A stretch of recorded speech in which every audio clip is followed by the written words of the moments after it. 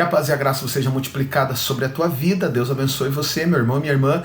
Graças a Deus por você estar junto aí. Você que foi dirigido pelo Espírito Santo a estar assistindo esse vídeo aí, eu quero convidar você a continuar sendo dirigido pelo Espírito Santo e compartilhar esse vídeo abençoado com essa palavra abençoada que Deus vai tocar a tua vida, amém?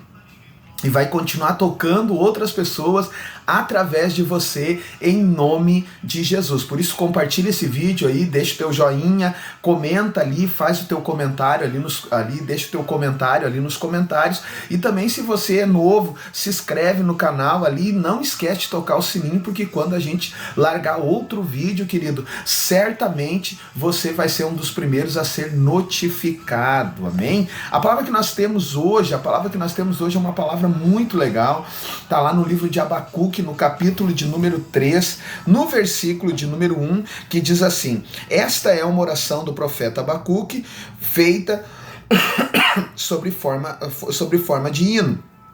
Ó Senhor, ouvi falar do que tens feito e estou cheio de temor. Faze agora, em nosso tempo, as coisas maravilhosas que fizeste no passado, para que nós também as vejamos, mesmo que esteja irado, tem compaixão de nós. Deus vem vindo da terra de Edom, o santo de Deus vem do monte Parã, a sua glória cobre os céus e na terra todos o louvam. Ele brilha como luz e raios de luz saltam da sua mão, onde se esconde o seu poder. Na frente dele vão pragas terríveis, atrás vem doenças mortais. Ele para e a terra treme. Ele olha para as nações e elas ficam com medo. Os montes antigos se abalam, caem as velhas montanhas por onde ele tem andado desde a eternidade. Amém, queridos? Então, uma das coisas que é interessante de Deus para nós nesses dias é a gente ter uma compreensão da natureza de Deus. Deus é um Deus de poder. Mas agora, aqui nós temos o quê? Aqui nós temos o profeta Abacuque fazendo uma oração. Agora, ele não está só fazendo uma oração, ele fez dessa oração um hino. Então, quando fala, querido, dele fazer da oração um hino, dele fazer da oração, querido, sabe, um cântico, significa, querido, que isso não está saindo da sua boca. E o que tem na boca do profeta Abacuque? O que ele está profetizando? O que não sai da cabeça dele nesses dias? O que não sai da cabeça dele nesses dias, querido, são os milagres. E aí ele diz uma coisa: Senhor, ouvi falar dos teus feitos e temi. Faze as mesmas coisas nesse tempo, faze as mesmas coisas que fizeste neste tempo, para que nós vejamos e creamos nela. Então o profeta aqui está pedindo para Deus fazer as mesmas coisas. Um dos anseios do meu coração é que a gente venha, querido, cada vez mais a se posicionar com Deus e a pedir um tempo novo de milagres. Por quê, pastor? Porque os milagres realmente, querido, produzem transformação e geram temor na vida das pessoas. A gente vai ver, querido, a passagem de João, lá no livro de João, no capítulo 2, versículo 1 e 2, fala sobre a transformação da água e do vinho. Vai um pouquinho mais para frente. Na transformação da água para o vinho, uma das coisas tremendas que Deus falou para mim, querido, é a questão de que poucas pessoas viram o milagre. A saber, a Maria, que falou para Jesus: Jesus, não tem mais vinho. Jesus olha para Maria e diz: olha, o que tenho eu contigo, mulher? Ainda não é chegada a minha hora. Quem tinha visto que não tinha mais vinho era o mestre Sala, porque o mestre Sala chama o noivo e diz assim: guardaste o melhor vinho até o final. Quem viu o milagre foi os garçons, aqueles que foram até Jesus. Maria orientou eles, né? Vão lá e fazem exatamente como ele disser. Aí Jesus diz: enche de água essas talhas. Eram 3 talhas, 90 litros cada talha, então 270 litros de água. E Jesus foi lá e pegou não foi um cálice, foi uma caneca, foi um negócio de servir lá, e ele entrega para os garçons. ele diz, ora, leva lá até o mestre Sala. O mestre Sala experimenta essa água que foi feita vinho, que ele não sabe, mas ele chama o noivo e diz assim, meu Deus, as pessoas fazem diferente. Quando tá chegando, quando as pessoas já beberam bastante, elas colocam o inferior, mas tu guardaste o melhor até o fim. Então, quem viu o milagre foi poucas pessoas, mas agora quem desfrutou do milagre, quem desfrutou da transformação, todos os da festa. Todas as pessoas da festa desfrutaram da transformação. Todas as pessoas da festa desfrutaram do milagre. Então, uma das coisas que é importante nesses dias é a gente atrair, querido, um tempo novo de milagre.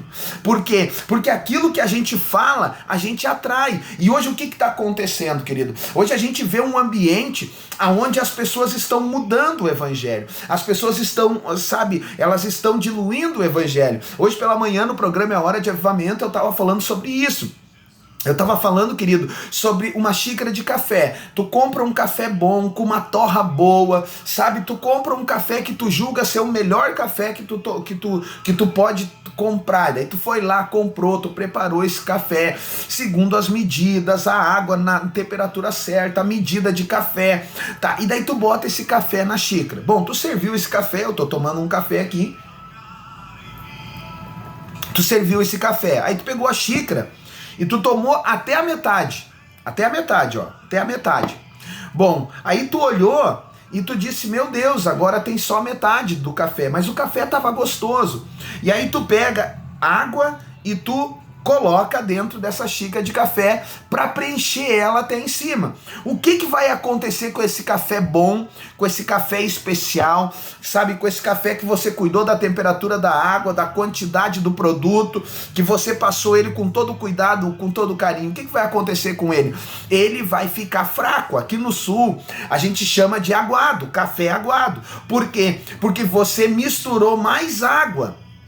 Amém? Então, quando você, querido, começa com ideia falsa, com fábulas engenhosamente inventadas, de que, sabe, não que seja uma fábula, uma ideia errada, mas a maneira como as pessoas estão colocando hoje é que fica da forma errada. Eu sou o templo, sim, eu sou o templo do Espírito Santo, mas esse templo do Espírito Santo não substitui o templo chamado igreja.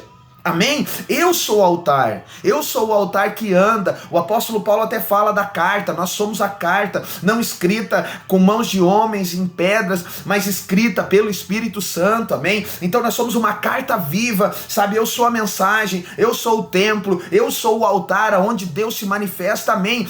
É mais, Deus não substitui o altar da igreja, Deus não substitui a igreja. Amém, queridos? Dá um glória a Deus aí, me ajuda a pregar aí, querido. Levanta a tua mão aí, diga a Deus obrigado por essa palavra. Por quê? Porque aqui o clamor do profeta Abacuque é justamente isso. Deus, ouvi falar dos teus feitos e temi. Faz as mesmas coisas que tu fizeste no passado, as mesmas maravilhas, os mesmos milagres. Mas agora, por que os milagres pararam de acontecer? Porque as pessoas começaram a diluir a palavra. Os reis, querido, eles começaram a fazer o que é mal ao coração de Deus. E aí o povo parava de adorar em espírito e verdade, parava de obedecer a Deus, parava de obedecer aos princípios de Deus. E aí o que acontecia, meu irmão? Deus abandonava, Deus deixava eles, sabe, nos seus próprios caminhos, na sua própria maldade. E Deus permitia que o mal chegasse, os inimigos chegassem na sua casa e até os escravizasse. Então é interessante a gente entender isso, que toda vez, querido, que a gente permitir que o evangelho, sabe, ele pare de gerar transformação, o inimigo vai entrar dentro da nossa casa. O inimigo vai entrar dentro da nossa casa. Então é importante a gente entender, porque às vezes essas fábulas, essa conversa fiada, sabe, que quer te desviar do propósito, que quer te desviar da missão, que quer, sabe, desviar você dentro da igreja, essa conversa fiada é para te enfraquecer na fé. E daí quando tu tá fraco na fé, tu te afasta de Deus. Quando tu te afasta de Deus, o inimigo se aproxima de você. Então é importante, querido, a gente entender isso. Por quê? Porque Deus está chamando a gente para algo novo. Deus está chamando a gente para algo diferente, sabe? O mercenário, ele é diferente. Por que o mercenário é diferente, meu amigo? Por que o mercenário é diferente, minha amiga? Porque o mercenário, ele foge quando vê a ovelha em perigo. Você está entendendo? O mercenário sempre vai fugir quando a ovelha está em perigo. Agora, o bom pastor, segundo aquilo que Jesus fala, vai dar a vida pelas suas ovelhas. O bom pastor vai dar a vida pelas suas ovelhas. Então, são dias em que Deus realmente ele quer transformar a gente. São dias em que Deus realmente ele quer transformar a nossa casa, ele quer transformar a nossa família e ele quer encher a nossa vida do Espírito Santo. Por quê, querido? Porque nós somos uma carta viva. Você é uma carta viva. Você é alguém que nasceu de uma vontade de Deus, do coração de Deus. Você é o espelho, você é a imagem, você é a semelhança do Deus vivo nessa terra. Você é isso. Agora, o que acontece? O primeiro Adão perdeu, querido, a imagem, perdeu a semelhança. O que é a imagem, querido? A imagem, querido, sabe, é a questão a imagem é a questão da semelhança de Deus, sabe? É a questão, a imagem e semelhança, a gente, refletir na gente o Senhor. Então, quando a gente tem a imagem, a gente tem a santificação.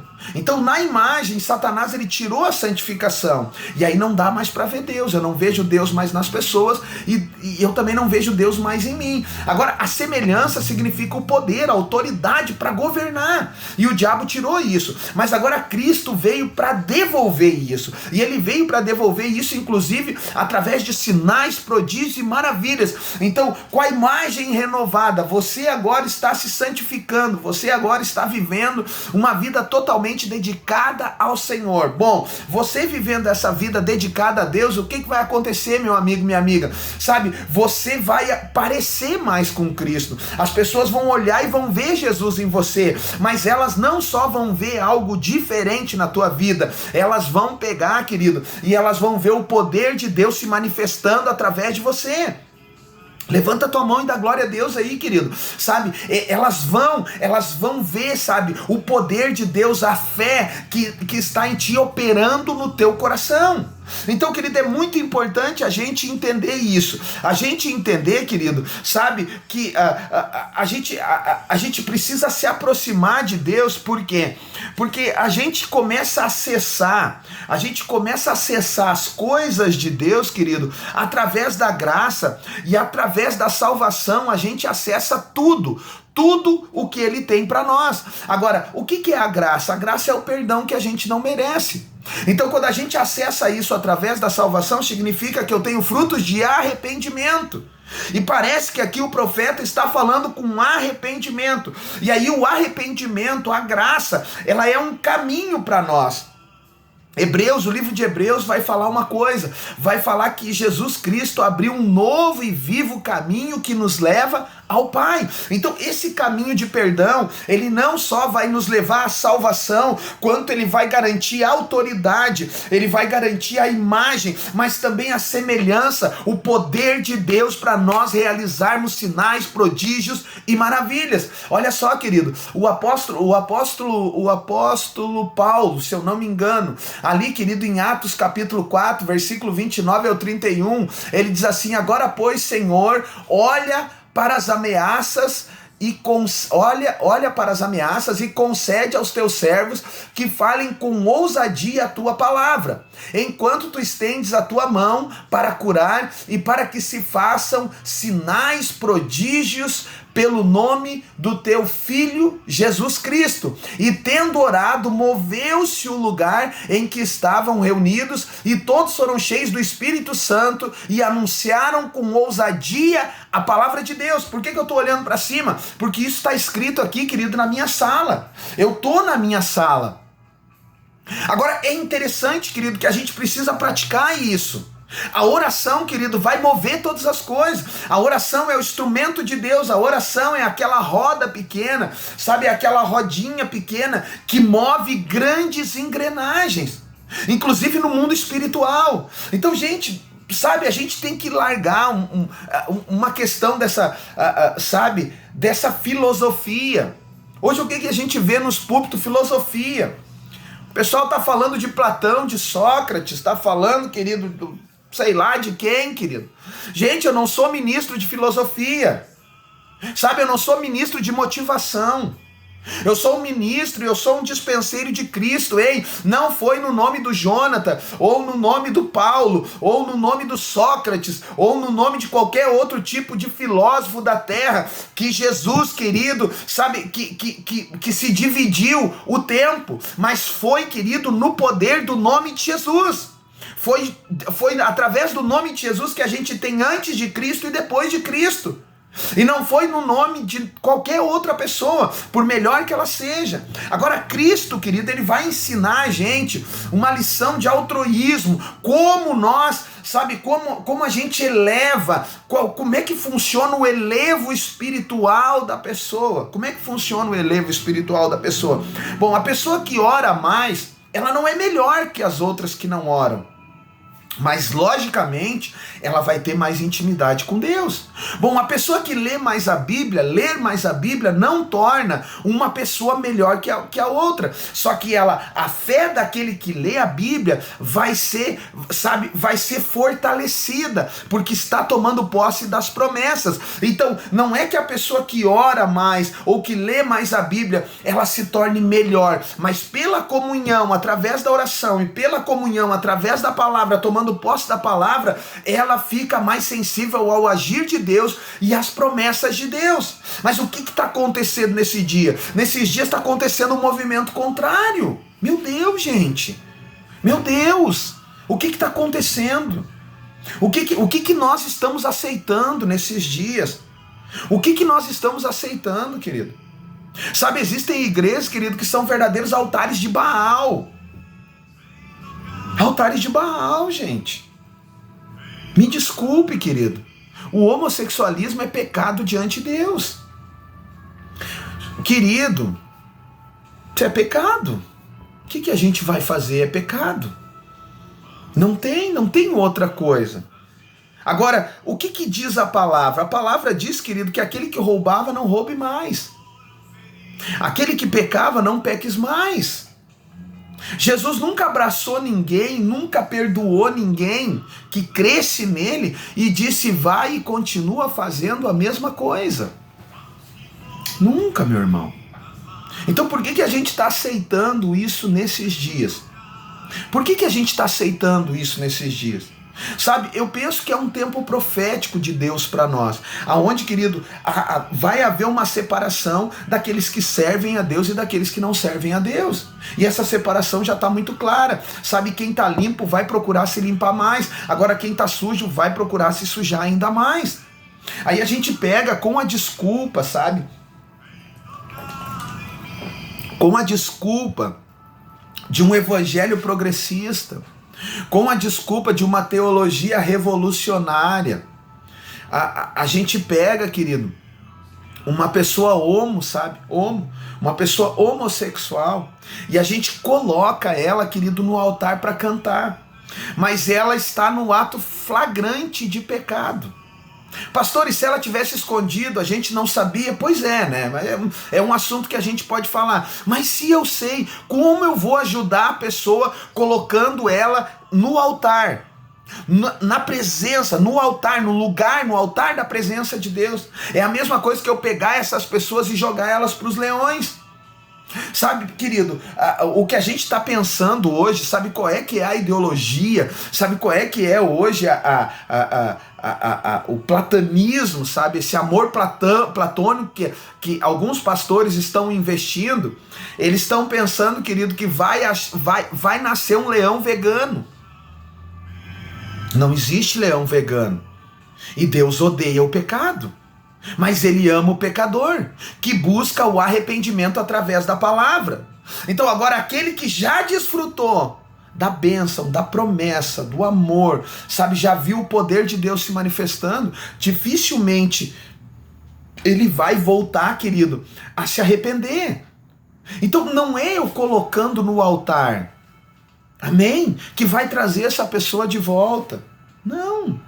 É o arrependimento pessoal. Então hoje, querido, o profeta está falando sobre isso. Ele está dizendo, ei, eu ouvi falar dos teus feitos e temi. Faz as mesmas coisas que fizeste no passado para que nós vejamos e creamos nele. Amém? Creamos nela. Então hoje, querido, a gente precisa buscar isso. Tem uma outra passagem que eu amo muito, querido, que é João 14, 11, 14, que diz assim, Jesus falando: creiam no que lhes digo, eu estou no Pai e o Pai em mim está. Se vocês não creem por causa das minhas palavras, que creiam pelo menos por causa das coisas que eu faço. Eu afirmo a vocês que isto é verdade. Quem crê em mim fará as coisas que eu faço e até maiores do que esta, pois eu vou para o meu Pai, e tudo o que pedirem em meu nome eu farei, a fim de que o Filho revele a natureza gloriosa do Pai. Eu farei qualquer coisa que vocês pedirem em meu nome. Amém, querido? Então é importante a gente entender que esse tempo de milagres, esse tempo de cura, esse tempo de libertação, esse tempo, querido, da gente colocar a palavra de Deus em ação e começar, querido, sabe, a ter milagres extraordinários, coisas grandes do Senhor acontecendo ainda mais nesses dias. Sabe, milagres sobrenaturais, milagres, querido, que vão além da nossa compreensão, que vão além, querido, daquilo que a gente pode explicar. Então é isso que Jesus está falando. Olha, se a gente crê nele, a gente vai fazer as mesmas obras que ele, ainda maiores, e a gente vai pedir qualquer coisa, meu amigo, minha amiga, meu irmão, minha irmã, qualquer coisa que a gente pedir, querido, a gente vai fazer em nome de Jesus. Então é importante, querido, a gente entender que é um tempo de graça. Só um pouquinho que eu tenho que voltar aqui, o louvor não está voltando. Aí, agora foi. Amém? Então é importante isso, querido. É importante nós começarmos a buscar milagres, reacender a chama do avivamento. É preciso um avivamento do Espírito Santo para a tua vida. É preciso um avivamento do Espírito Santo para a tua casa. É preciso um reavivamento para a igreja nesses dias. A igreja tá tolerando mais, tá tolerando demais. Amém? A igreja está suportando. E uma das coisas que Jesus fala, isso, querido, isso me pega muito, isso me pega, sabe? Isso me pegou por dentro, sabe? É quando Jesus, em Apocalipse, ele está falando, querido, da igreja de Éfeso. E ele está falando uma coisa: eu sei o que vocês têm feito, sei que trabalharam muito e aguentaram o sofrimento com paciência. Apocalipse capítulo 2, versículo 2, olha só, com paciência. E sei que vocês não podem suportar as pessoas más e puseram à prova os que se dizem apóstolos, mas não são. E assim vocês descobriram que eles são mentirosos. Vocês aguentaram a situação com paciência e sofreram por minha causa sem desanimar. Olha só, e aí o versículo, mas vocês têm a favor de vocês isto: odeiam o que os nicolaítas fazem, como eu também odeio, gente. Então, sabe, a gente precisa entender, Deus odeia as obras dos nicolaítas. O que os nicolaítas estão fazendo? Os descendentes de Nicolau, eles estão pervertendo a palavra. Eles estão falsificando a palavra, eles estão adulterando a palavra, eles querem reescrever a palavra, sabe? E eles estão fazendo tudo isso, querido, com uma cegueira no coração. O evangelho ainda é transformação. Muitas pessoas podem ver um milagre, mas, sabe, a maioria, sabe, uma grande maioria esmagadora das pessoas vão, sabe, receber o fruto da transformação que esse milagre produziu na vida das pessoas. Então a gente precisa entender, Deus está chamando você, querido.